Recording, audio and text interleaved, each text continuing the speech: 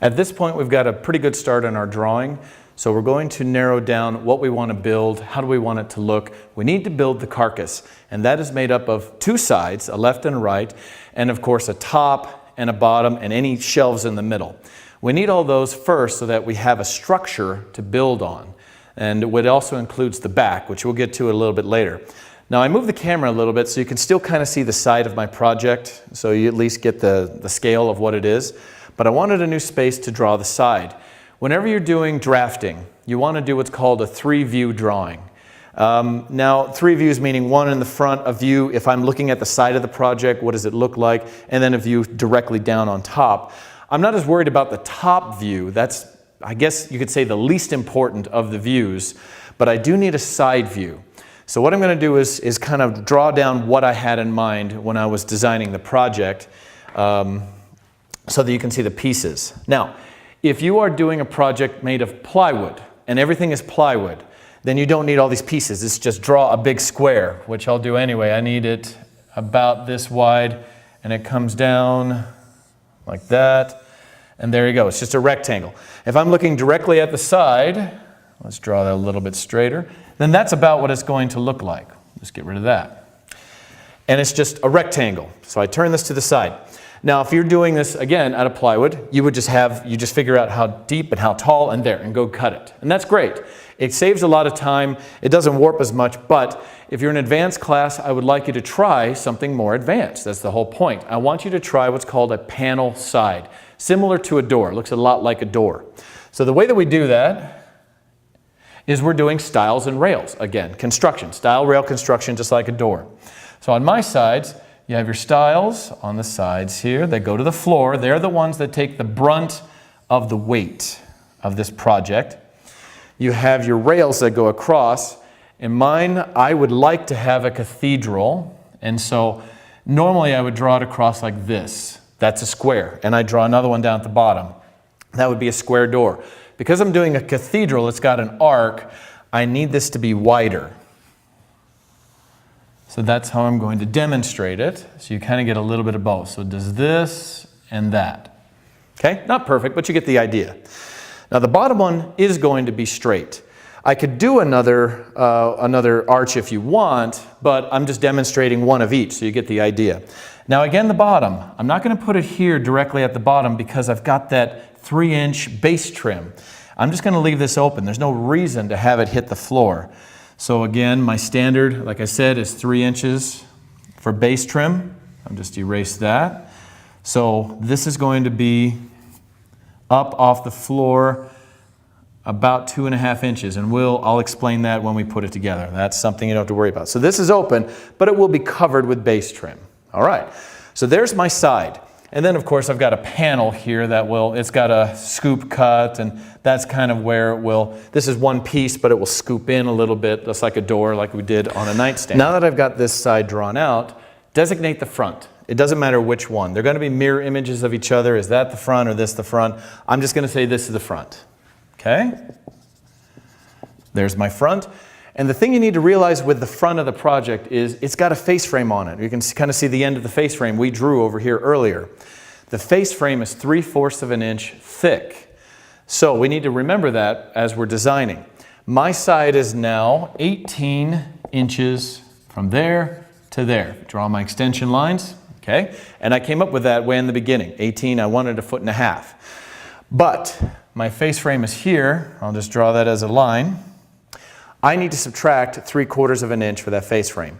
18 minus 3/4 is 17 1/4. So I'm just going to redraw this. I don't need the face frame yet. We're not doing the face frame, just the side. From here, my new line to the back will be 17 1/4 inches. So once I put the face frame on, then I'll have my true 1.5 feet, my true 18 inches. All right? So I know that dimension. I need to know height, which I already do. I know my project is 36 inches tall. Again, that was from the way beginning. There's 36, and I'll draw those arrows so I can remember that. So now I know my extent. It is 17 1/4 by 36. Again, if you're doing plywood, that's all you need. You can go directly into the shop and start cutting that piece out. Just remember, the grain must go vertical. If the grain goes sideways, it looks really bad. It's just aesthetics. It doesn't look right. Grain's got to go vertical. Trees grow vertical, grain goes vertical. Now that we have the total width and total height of your side, let's break it down to its pieces. We've got 2 rails, 2 stiles, and a panel for both sides. So you need to do this twice, all right? So we are going to break it down. Now, first thing is I want to make sure you understand that the stile in the back is going to be a different width than the stile in the front. The reason is because of this face frame. When we have it all put together, I want it to look the same, but at first it won't be the same until I put the face frame on. Okay, so whatever this width is that we've chosen, I need to subtract for that face frame. Again, I need to do that one more time. So here's the pieces. These 2 are not the same, but that is the same as the other side. So I'll have 2 back stiles, 2 front stiles, 2 top rails and 2 bottom rails, and then 2 panels. So there's 2 of everything. We got a whole bunch of parts to figure out. So let's start with the easy ones, the stiles. The back stile, width-wise, it can be up to you, but my standard is 2.5 inches wide. If you have a much bigger project, it's holding a lot of weight, then I might go as much as 3 inches, even 3.5. This one isn't that big, so I'm going to say that width from there to there is 2.5, 2 1/2. All right, by some length. Now we already know the length. This is the easy part. I've already got it labeled right there. I know how long it is. It's 36. So I'll just put in 36. There. The 2 back stiles are done. The front ones, 2.5 minus 3/4 is going to be 1 3/4. Whether you do it in your head or on a calculator, you still got to get the same answer. But the length will be the same. We need them to be the same height, of course. So those 2 are done. Now, the top rail, I will just tell you straight off the bat that width is 4.5. That is what we need to do the cathedral style or arch or whatever you're doing.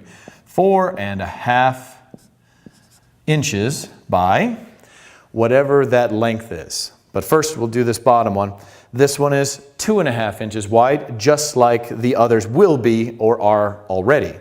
So the other bottom rails, that's 2.5 by something again.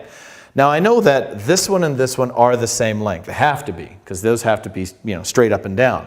But what we need to figure out is what is the length from this line here to this line here? What is that? I'll put in some lines so we know.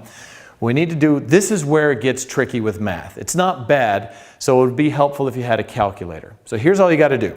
Take my total piece, the 17 1/4. If it's easier in your head, go ahead and say 18. Great. Let's just say 18. Don't worry about the face frame. It's still going to be 18 when we're done. It still will work with the math. All right, so if we're saying that here to here is 18 inches, and you subtract 2.5 twice, 2.5 plus 2.5 is 5. 18 minus 5 is 13. Okay. Now, remember, this is not a butt joint. This piece does not just butt into the side and they screw together. It doesn't work that way. This is called a cope and stick joint. Instead of butting together like this and screwing them together, they actually mesh together a little so you lose some length. How far in does it go? 3/8 of an inch on both the right and the left. So instead, I hate dealing with 1/8 of an inch. So what is 3/8 plus 3/8? It is 3/4. So whatever the distance is from the inside of this board to the inside of this one, I have to add 3/4. In this case, it's real simple. 13 plus 3/4, they will be 13 3/4 long. There. So there's my cut list for the outside part. All right? So the last thing we need to figure out on this side is just the panel, the size of the panel, which most people find the most confusing because it's in the inside and you're not sure what to subtract and how to get the exact dimensions. But there's a few little shortcuts. First of all, the width of the panel, the panel going this way, so the grain goes this way, so across that grain is your width measurement, is going to be exactly the same length as these two pieces. They all stick in to these stiles 3/8 of an inch on both sides. So whatever that length is and that one, that's the same. So we can simply just take this dimension and move it down here. I know that it is 13 3/4 wide. The only thing left is the length. So to get the length, this is the part that I guess could be the most confusing because you're never sure quite what to subtract with this weird angle. The way that I have it set up, you want this distance from here to here to be 2.5, just like the rest of them. All right, so it looks good. So it's uniform all the way around. So that means knowing that this base is 2.5 from the foot to the bottom of this board, this is 2.5, and this is going to be 2.5 from here to here. That's all I have to subtract. So here's the math. 36 total minus 2.5 3 times. 2.5 plus 2.5 is 5. So we just do one of them. 36 minus 5 is 31.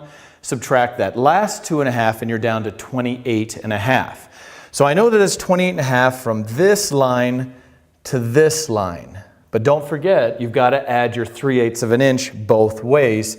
3/8 plus 3/8 is 3/4. So you've got 28.5 plus 3/4 is 29 1/4. And there's the size of the panel. Now all of these so far are going to be narrow strips of wood except for the panel. Now you'll have to glue some together for that, but you've done that before in the beginning classes. But there's one other thing that I wanted to do. When we glue all this together, there's no way that we can make these joints perfect. We'll get them really close in the clamps. But I always like a little bit of extra length to be able to trim it off perfectly flat and square. It gives me room to square it up. Even if this ends up a hair small, that's fine as long as my total stays 36. That's what we want. So I don't need any extra width. That I'm okay on. I found that that stays pretty standard all the way up and down. It's squaring the ends that I need. So all I have to do is add 1/4 of an inch onto the length of my two stiles. So these 36 will be 36 1/4, 36 1/4, and that is your actual cut list. So now we can take all of these measurements into the shop and start making pieces. And as I cut them, I'll give you some direction in how to do it.